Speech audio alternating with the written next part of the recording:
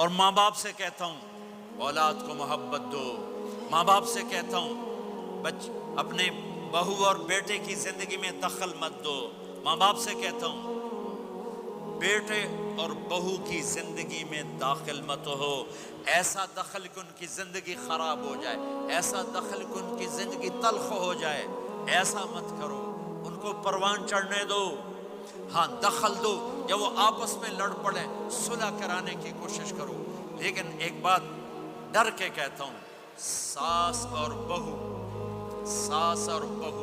یہ ایک کھٹا رشتہ ہو گیا، یہ بہت خوبصورت رشتہ ہے اگر جانے والی بہو اسے اپنی ماں بنا لے اور بیٹے کی ماں اسے اپنی بیٹی بنا لے، لیکن میرا معاشرہ الٹ ہے، کمیاں دیکھتے ہیں پھر کمیاں پکڑتے ہیں، پھر کمیاں اچھالتے ہیں، پھر گھروں میں آگ لگ جاتی ہے۔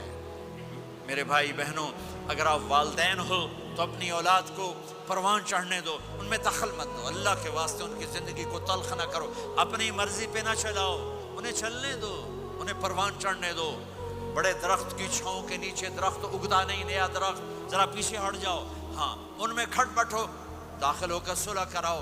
جیسے میرے نبی کا واقعہ ہے، آپ اپنی بیٹی کے گھر گئے، وہ اداس بیٹھی، آپ نے کہا کیا ہوا؟ کہا میرا اور علی کا جھگڑا ہو گیا۔ آپ نے کہا علی کدھر ہے؟ کہا باہر نکل گئے۔ آپ ان کو ڈھونڈنے نکلے، مسجد سے اٹھا کے لائے، گھر میں آئے اور فرش پر ایسے لیٹ گئے، زمین پر، ادھر علی کو لٹایا، ادھر فاطمہ کو لٹایا، علی کا ہاتھ پکڑ کے یہاں رکھا، فاطمہ کا ہاتھ پکڑ کے یہاں رکھا، اور اوپر فاطمہ کے ہاتھ کے اپنا ہاتھ رکھا، یہ علی کا ہاتھ، یہ فاطمہ کا ہاتھ اور یہ اپنا ہاتھ، پھر فرمایا بچوں بولو ہماری صلح ہو گئی، یہ ہے بڑوں کا کام، بولو ہماری صلح ہو گئی۔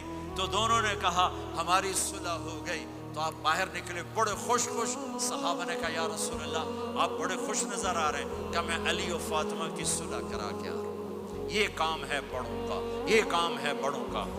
پھر ایک بات اور والدین سے کہتا ہوں، بچوں سے کہتا ہوں، ماں باپ کی پسند کو سامنے رکھ کے شادی کرو۔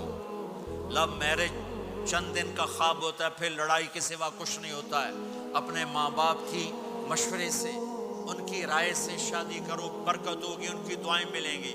ماں باپ سے کہتا ہوں اولاد کی رعایت کرو، ان پر زبردستی مسلط اتھے ہی کرنی ہے اور نہیں کرنی، اتھے ہی کرنی، یہ ظلم نہ کرو، یہ ظلم نہ کرو۔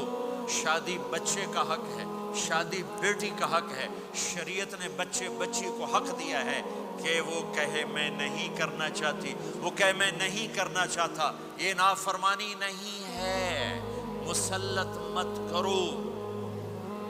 میرے نبی نے کہا میں نے جہاں بیٹی دی پہلے آسمان سے فرشتہ آیا، میں نے جہاں شادی کی پہلے آسمان سے فرشتہ آیا، ٹھیک ہے۔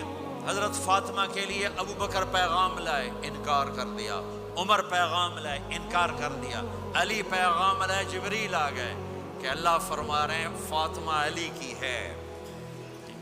کہ یا رسول اللہ آ کے بولے نہیں، چپ۔ آپ نے کہا علی کیسے آئے؟ چپ۔ پھر آپ نے خود کہا فاطمہ کے رشتے کے لیے آئے ہو؟ کہا جی ہاں۔ تو آپ نے کہا انشاءاللہ۔ جبریل کے آنے کے بعد بھی کہا انشاءاللہ، یہ نہیں کہا بس ٹھیک ہے ہو گیا ڈن، وہی آ گئی ہے ڈن، نہیں نہیں نہیں نہیں۔ آپ اٹھ کے گھر چلے گئے، علی باہر نکل گئے، باہر صحابہ کھڑے تھے، کہنے لگے کیا ہوا؟ علی کہنے لگے انکار ہو گیا۔ وہ کہنے لگے کیسے؟ کہا کچھ کہا ہی نہیں۔ عبد الرحمن بن عوف کہنے لگے کچھ کہا تھا؟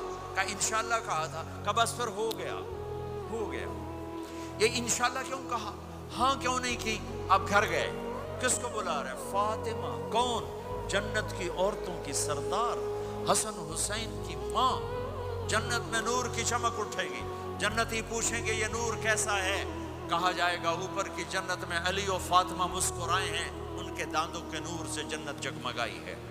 آپ نے کہا بیٹی فاطمہ علی کا رشتہ آیا ہے، ہاں کر دوں؟ اللہ اکبر، اللہ اکبر۔ کیا فاطمہ نے انکار کرنا تھا؟ کیا فاطمہ نے انکار کرنا تھا؟